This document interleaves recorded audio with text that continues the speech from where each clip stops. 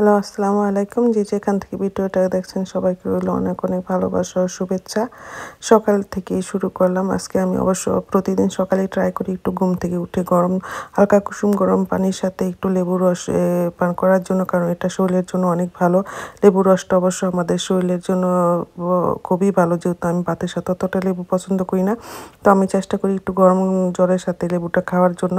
তো যারা অবশ্যই পছন্দ করেন গরুর পায়ের সাথে লেবু, তারা কিন্তু খেতে পারেন। আর পছন্দ না করলে তো এটা অন্য বিষয়, কিন্তু আমার কাছে ভালো লাগে। যেহেতু শীতের দেশ, গরম জলের সাথে বা একটু লেবু দিয়ে মধু দিয়ে কিন্তু পান করলে আমাদের শরীরে অনেক একটু গরম ফিল হয় সকাল সকাল ভোরবেলা। আর এটা কিন্তু আমাদের লেবুর রসটা কিন্তু আমাদের শরীরে প্রচুর পরিমাণে, যেহেতু এটা একটা ভিটামিন সি, তো ওই হিসাবে কিন্তু আমাদের শরীরে অনেক প্রচুর পরিমাণ ভিটামিন সি এর অভাব দূর করে। তো প্রতিদিন যেহেতু পান করলে অবশ্যই আমাদের শরীরের যে ফ্যাট জাতীয় জিনিসগুলি, এগুলিও কিন্তু কেটে যায় লেবুর কারণে। রান্নাবান্না শুরু করে দিলাম। যেহেতু আমাদের বাসায় গেস্ট আসবে, অবশ্যই অনেক পরিমাণের টুকিটাকি মোটামুটি আইটেমে বেশি পরিমাণেও অবশ্যই রান্না করতে হবে বেশি। তো ওই হিসাবে কিন্তু রান্নাটা আগেই শুরু করে দিলাম সকাল থেকে। যেহেতু ঘর-টর গুছানোর একটা ব্যাপার আছে, রান্না বাড়া শেষে ঘর-টর গুছিয়ে ক্লিন করার একটা ঝামেলা আছে।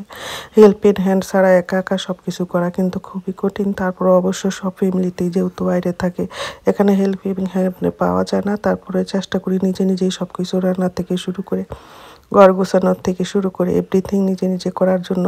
তো এটা কিন্তু খুবই একটা পরিশ্রমের কাজ, একা একা সব কিছু ম্যানেজ করা, পরে ক্লিন রান্না বান্না। তারপরও এখানে কিন্তু আমাদের আইটেমগুলি প্রচুর পরিমাণ করতে হয়। তো অবশ্যই এখন বাংলাদেশও অনেক বেশি আইটেম করে। আবার এখানে আমাদের অবশ্যই কেউ আছে ভর্তা অনেক পছন্দ করি, তো বিশেষ করে আমার ফ্যামিলিতে ভর্তাটা অনেক পছন্দ করে। তো আমি চেষ্টা করি সব কিছুতে মোটামুটি একটু ভর্তাটা করার জন্য।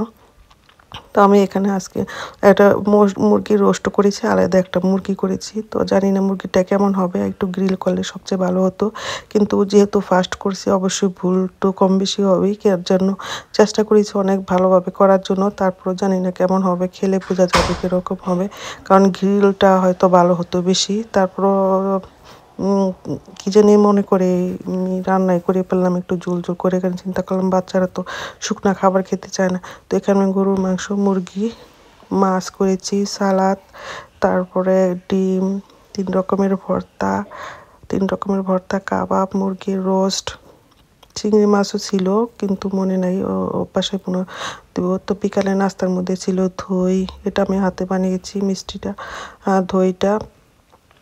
তারপরে কিনা মিষ্টিও আছে, এটা মাছও বানিয়েছি। তো টুকিটাকি চেষ্টা করেছি সব ফ্রেন্ডদের সাথে এনজয় করার জন্য। অবশ্যই ভিডিওটা ভালো লাগলে লাইক কমেন্ট করবেন, পাশে থাকবেন।